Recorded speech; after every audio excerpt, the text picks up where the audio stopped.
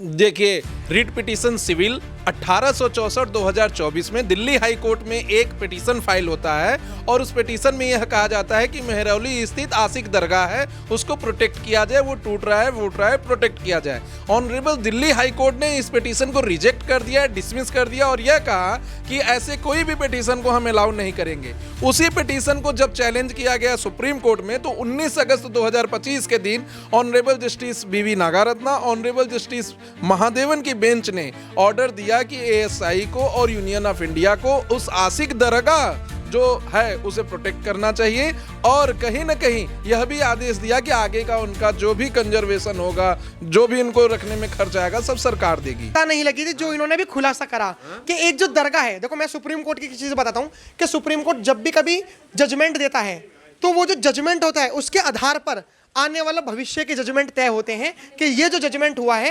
इसके बिहाफ पे हम ये जजमेंट देंगे। लेकिन जस्ट 1-1.5 महीने पहले 19 अगस्त बताया आपने, 19 अगस्त 2025 को एक आशिक दरगाह जो मेहरौली में है उसको लेकर, दिल्ली में ही है, तो उसको लेकर सुप्रीम कोर्ट ने प्रोटेक्शन दी।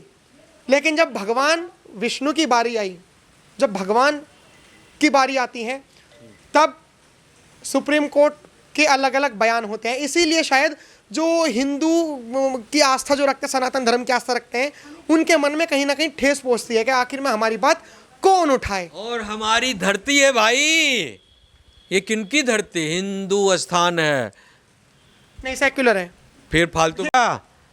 अगर तुम सेकुलर हो तो भारत का जो विभाजन हुआ ये मजहब के आधार पर हुआ, तो मजहब के आधार पर सुनो, अगर सेकुलर हो ना, मेरी बात सुनो, मेरी लेट मी कंप्लीट। नहीं शब्द बोला, लेकिन हमारा जो टॉपिक है ना सर, मैं रिक्वेस्ट करूंगा एक बार सर और बता दीजिए कि जो आपने दरगाह वाला जो बताया है आखिर में वो मामला क्या था?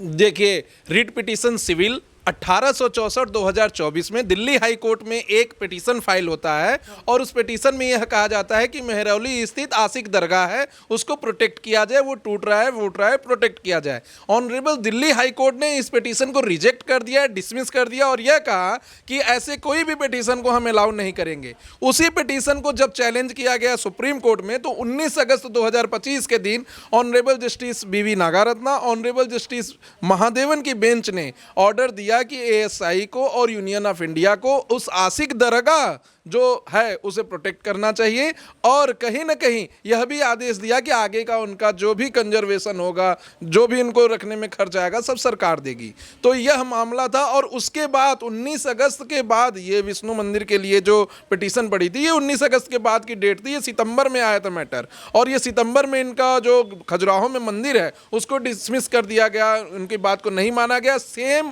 प्रेयर उनका भी था, सेम एलिगेशन उनका भी था कि उनके मंदिर को, जो कि खजुराहो बहुत ही पुराना और ये चंदेल शासकों ने 6ठी शताब्दी में बनाया था, जो खजुराहो का मंदिर है, उस समय की मंदिर को प्रोटेक्ट करने के लिए, जो कि एएसआई के अंतर्गत आता है, आर्कियोलॉजिकल सर्वे ऑफ इंडिया को, पिटिशनर ने पूरी समझदारी के साथ पहले एएसआई को पत्र लिखा, फिर यूनियन ऑफ इंडिया को पत्र लिखा। जब उनके पास कोई भी सही से जवाब नहीं आया तब उन्होंने आर्टिकल 32 के अंदर PIL लगाया।